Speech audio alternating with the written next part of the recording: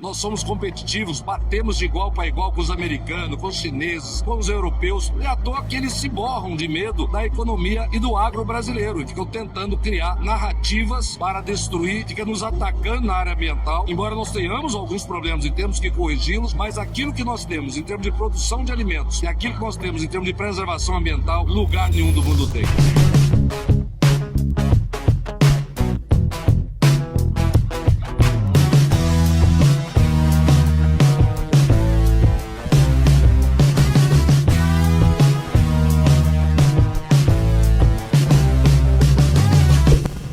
Estou com o Antônio Galvão, que é presidente da ProSoja Brasil. Senhor Antônio, o senhor está numa feira que, segundo o presidente do sindicato, está sendo revitalizada, começando. Qual é o sentimento de estar aqui nesse momento agora? O sentimento é de gratidão. Sabemos aqui da importância já na 55ª Feira de Cuiabá e com certeza renovando ela, como você mesmo falou, porque viemos também de uma pandemia, foi restabelecido também as outras feiras dentro do estado e com certeza com sucesso e o sucesso merecido que a capital tem pelo trabalho do Celso, o trabalho de toda essa diretoria. Governador, qual foi o investimento do governo do estado aí nessa feira tão importante para Mato Grosso, a região centro-oeste? 3,7 milhões de reais de investimento para que nós pudéssemos auxiliar na realização desse importante evento do agro, das cadeias produtivas e também trazendo para cá uma série de novidades e de inovação tecnológica. Reforma tributária, posicionamento da ProSoja. Para a reforma tributária, dizer é um imbróglio que ninguém está entendendo. Reforma tributária é um tema antigo no Brasil, acho que todo mundo conhece, já ouviu falar.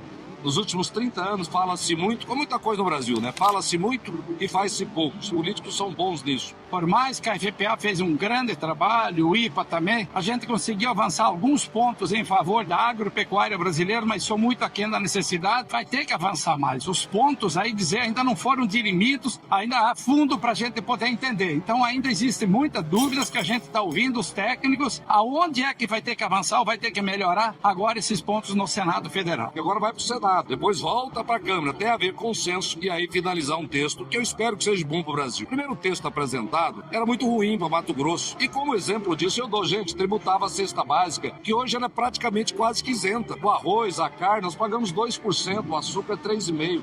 Ia passar a pagar 12,5%. Então isso aumentaria o custo para o cidadão e nós achamos aquilo um absurdo. E criticamos esse ponto, criticamos o excesso de taxação do agronegócio, que todos têm que contribuir, mas não pode haver um excesso de taxação, que isso poderia ser prejudicial. Essa aqui é a maior e a mais importante cadeia, né, da economia brasileira. E pontos que nós trabalhamos lá junto com a nossa bancada, mas principalmente com a atuação do deputado Fábio Garcia, e no final eu acho que saiu um texto melhor do que entrou e no Senado vamos trabalhar para que novos avanços possam acontecer. Bom, estamos num momento em que o agronegócio tem tido vários problemas. Eu gostaria de saber o posicionamento da ProSoja em relação ao plano Safra, que foi anunciado recentemente. Bom, sabemos aí todo mundo que os preços são bastante aviltantes, caiu muito. Dizer, hoje praticamente o setor está sem renda.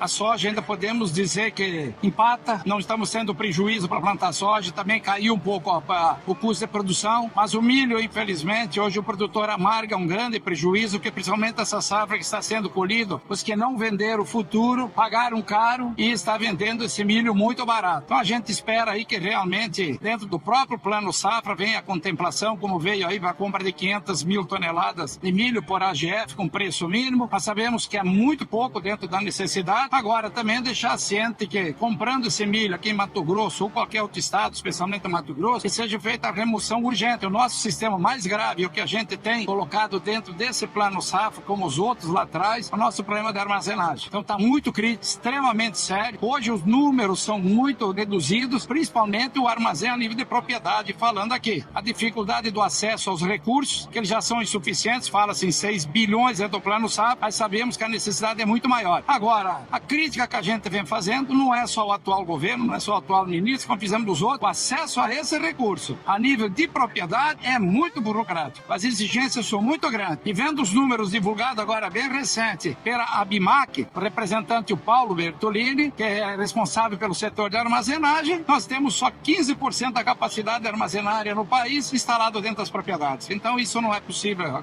Não podemos continuar desse jeito. É igual a gente montar um banco, você tem um banco e não tem o cofre dinheiro para guardar o dinheiro. Nós temos a produção e não temos o armazém aonde garantir que nós não vamos perder essa safra, de repente, por falta de armazenagem, por excesso de chuva, que é uma grande safra, principalmente que Mato Grosso está fazendo. Bom, já fez a de soja e agora aí podendo chegar e fala esse número de 50 milhões de toneladas só de milho. Então nós precisamos sim nessa parte que tenha um recurso e o acesso a ele, armazém a nível de propriedade, que não seja tão restrito e tão burocrático. O agro é a atividade que tem a maior presença em todo o território brasileiro. Você vai do Rio Grande do Sul, dos estados do Sul, do Centro-Oeste, do Norte, do Nordeste. Todos os estados têm alguma atividade ligada ao agro. Ele é fundamental pelo seu tamanho, ele é fundamental porque o agro, ele ativa outras cadeias produtivas. A indústria de máquinas, de equipamentos, de material elétrico, a indústria de alimentos que recebe essa matéria-prima. Então é seguramente a cadeia mais importante dentro do país e a cadeia mais importante a nível de exportação. É o único setor da economia brasileira que nós conseguimos vender para mais de 190 países ao redor do mundo. Nós somos competitivos, batemos de igual para igual com os americanos, com os chineses, com os europeus. E à toa que eles se borram de medo da economia e do agro brasileiro e ficam tentando criar narrativas para destruir, ficam nos atacando na área ambiental. Embora nós tenhamos alguns problemas e temos que corrigi-los, mas aquilo que nós temos em termos de produção de alimentos e aquilo que nós temos em termos de preservação ambiental, lugar nenhum do mundo tem. Eu tenho desafiado a apresentar alguma região do planeta que produza tantos alimentos, que é importante para o Brasil e para o mundo. Nós exportamos aí para quase 800 milhões de pessoas comerem aquilo que nós produzimos aqui. Sem o Brasil, nós teríamos uma grande confusão internacional, porque o preço de alimento ia subir no mundo inteiro. Então, eles precisam de nós e tem que parar